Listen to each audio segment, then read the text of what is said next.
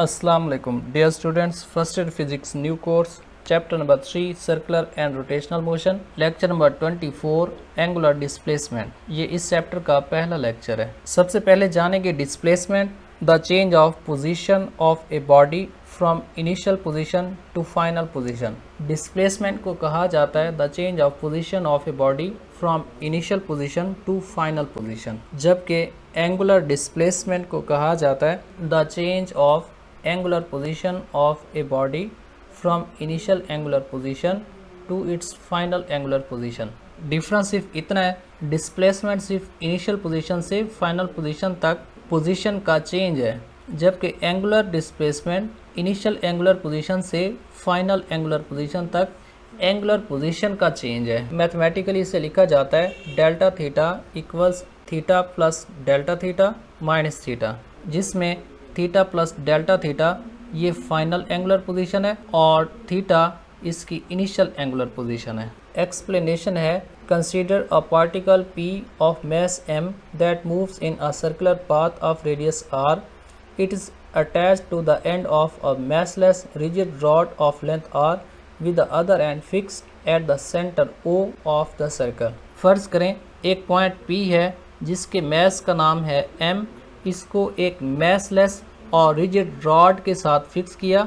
इस रॉड की length r के इक्वल है और इसका दूसरा एंड एक्सिस ऑफ रोटेशन के साथ फिक्स किया हुआ है। As the particle moves the rod OP rotates in circles XY plane. The axis of rotation passing through O is perpendicular to the plane means along Z axis. जैसे particle rotate करता है, ये rod OP1 इस XY plane के अंदर rotate करता है और इसका एक्सिस ऑफ रोटेशन दोनों एक्सिस के ऊपर परपेंडिकुलर है, मींस वो है along Z axis. At time t the rod is at position OP1 making angle theta with the x axis.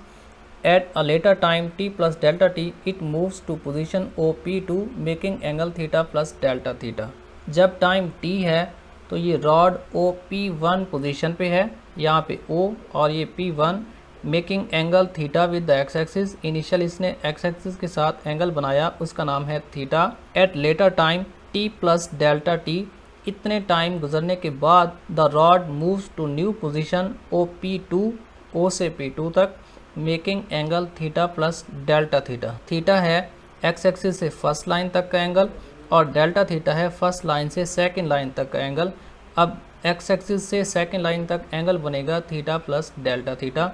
ये है इसकी फाइनल एंगुलर पोजीशन। हम इसको ऐसा लिख सकते हैं, इनिशियल पोजीशन जो OP1 से x एक्सिस के दरमियान है, इसका नाम है थीटा, या इसे कहा जाएगा initial angular position between OP1 and x axis, इसका नाम है थीटा 1। फाइनल एंगुलर पोजीशन जो OP2 और x एक्सिस के दरमियान है, इसका नाम है थीटा प्लस डेल्टा थीटा। इसको फाइनल एंगुलर पोजीशन भी कहते हैं। तो ये बनेगा final angular position between OP2 and x axis equals theta plus delta theta. अगर लेंगे चेंज इन एंगुलर पोजीशन, ये बनेगा final angular position minus initial angular position, क्योंकि change of angular position angular displacement का इक्वल है और final angular position और initial angular position की वैल्यूज पुट करेंगे तो ये बनेगा angular displacement equals theta plus delta theta minus theta. यहाँ पे थीटा से थीटा कैंसिल हो जाएगा और एंगुलर डिस्प्लेसमेंट बचेगा डेल्टा थीटा। क्योंकि एंगुलर डिस्प्लेसमेंट एक वेक्टर क्वांटिटी है, इसकी डायरेक्शन फाइंड करेंगे। The direction of angular displacement is given by right hand rule. Grasp the axis of rotation in right hand, curl the fingers in the direction of rotation, keeping the thumb erect. This erect thumb will represent the direction of angular displacement. Angular displacement की direction right hand rule से find कर सकते हैं। उसके लिए क्या करना होगा, एक्सिस ऑफ रोटेशन को अपने दायां हाथ में ग्रास्प करना होगा, राइट हैंड की फिंगर्स को रोटेशन की सिमत में कर्ल करना होगा, अपने थंब को इरेक्ट रखे हुए। यही इरेक्ट थंब रिप्रेजेंट करेगा एंगुलर डिस्प्लेसमेंट की डायरेक्शन को।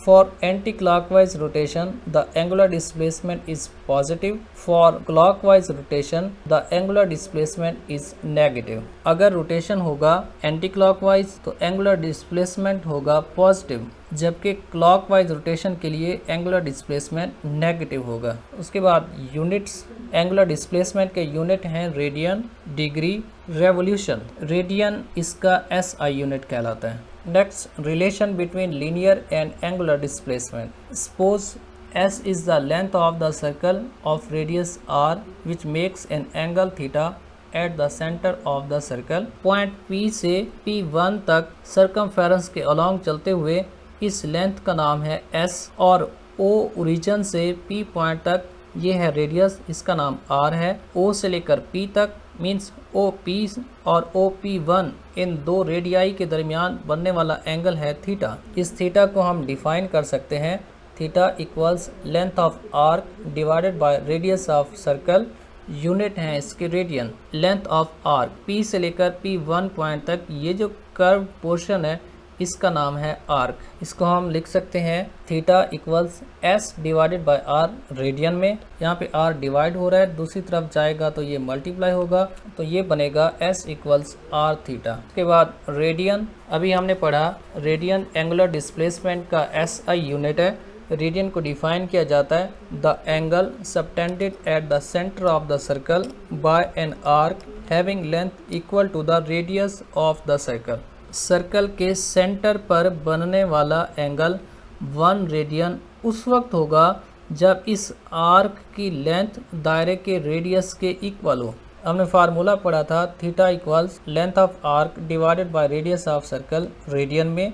लेंथ ऑफ आर्क S के इक्वल है, रेडियस R के इक्वल है। वैल्यूज पुट करेंगे तो ये बनेगा थीटा इक्वल्स S और R रेडियन में। अगर S बराबर हो R के, यानी लेंथ ऑफ आर्क इक्वल हो रेडियस ऑफ सर्कल के, तो हम इस इक्वेशन में S की जगह पे R पुट कर सकते हैं, तो ये बनेगा theta equals R divided by R radian में। यहाँ पे R से R कैंसल, तो थीटा बन जाएगा 1 रेडियन।